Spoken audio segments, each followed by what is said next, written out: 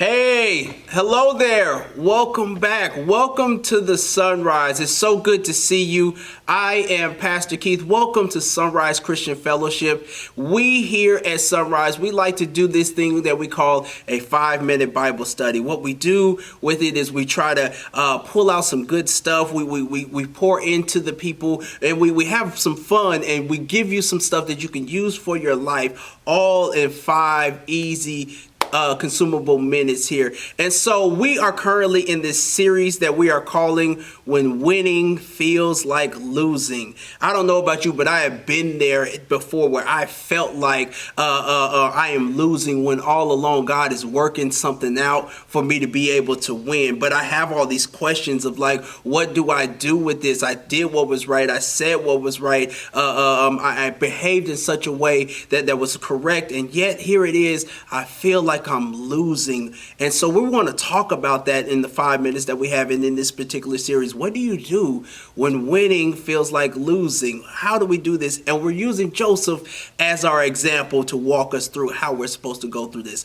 So we got 5 minutes on the clock. God is ready for us, and so are we. So the last week we talked about Joseph, and Joseph had just got sold by his brothers, and he just got sent for just saying what his dream was. And what I want us to really gather from that as we move forward is, for many of us, we're on this journey, and if God didn't do what he did, there was no other way that we would actually have moved. Many of us would not even start the journey. We wouldn't move from home or our comfort zone at all if God didn't orchestrate something to happen that moved. But while you're being moved, while this thing is being progressed, while God is trying to get you where he wants you to go, it may not feel good because of how it's going on and how it's happening. And that was where Joseph is. He is now in slavery. He gets sold to a man named Potiphar. And so we're going to go Genesis chapter 39. We're going to read verses 2 and 3. And we're going to talk about what to do when winning feels like losing.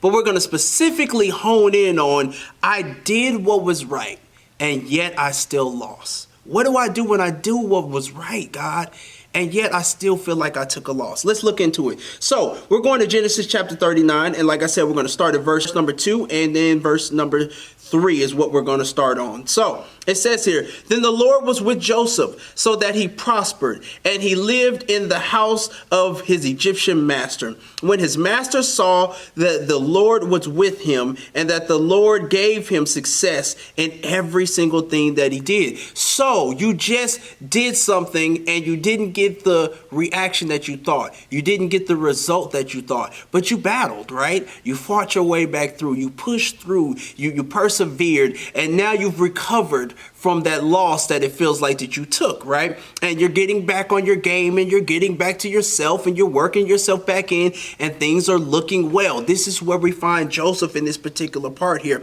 And then here comes trouble. Here comes drama. Here comes temptation. Here comes evil. While you're trying to just live your life and do what you're supposed to be doing, just trying to do your thing, right? Joseph's just trying to make it. He's in slavery, but yet he's making the best of this situation, and he's brought himself up to a place of prominence. And here it comes. So in verse number chapter 39, we're going to jump down to verse 11, because here comes trouble. In verse number 11, it says here that one day he went into the house to attend his duties, and none of the household servants were inside. She being Potiphar's wife, caught him by his cloak and said, "Come to bed with me." But he left his cloak in her hand and ran out of the house. Understand, this ain't the first time that this woman has come at Joseph. Joseph is so being blessed by God that it looks good to everybody, including Potiphar's wife. Joseph has denied her time and time again. He said no time and time again. Some of you are in the same situation, that you have been saying no to all these temptations that have been going on, that have been coming towards you. Especially, it's difficult when you're watching others do wrong and they're succeeding, right? You're watching other people do what's wrong and they're succeeding. They've been lying on their taxes and getting way more money at tax time than you have. They did the PPP loan when they had no business at all, and yet they got all this money, bought all these cars, did all this, flashy stuff, went on all these trips, and you're still struggling, trying to just, make it through the week, trying to do what's right.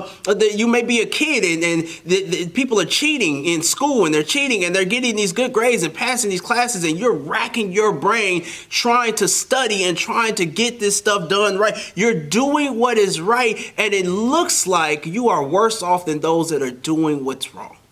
God, what do we do with this? What do we do with this? We do what Joseph did. Joseph still continued to do what was right. Joseph still denied it. Joseph still rebuked it. Joseph still fought against it because Joseph held on to what God had said. Joseph understood there was one person and one person only that he was meant to be accountable to, and that was to God. He remembered what God said about him. He held on to his dream, and he refused to compromise himself no matter what, because he believed in what God was telling him. And so on this particular week, what I want you to do is I want you to ask God to strengthen your will, to stay with him no matter what. Remember, we are on a journey. Don't mistake a rest stop for your destination. We're going to come back again and we're going to talk about more of this, what's going on with Joseph when you do what's right and it still feels like that you took a loss. Come back next week when we kind of get back a little bit more in depth into that situation. We'll see you then.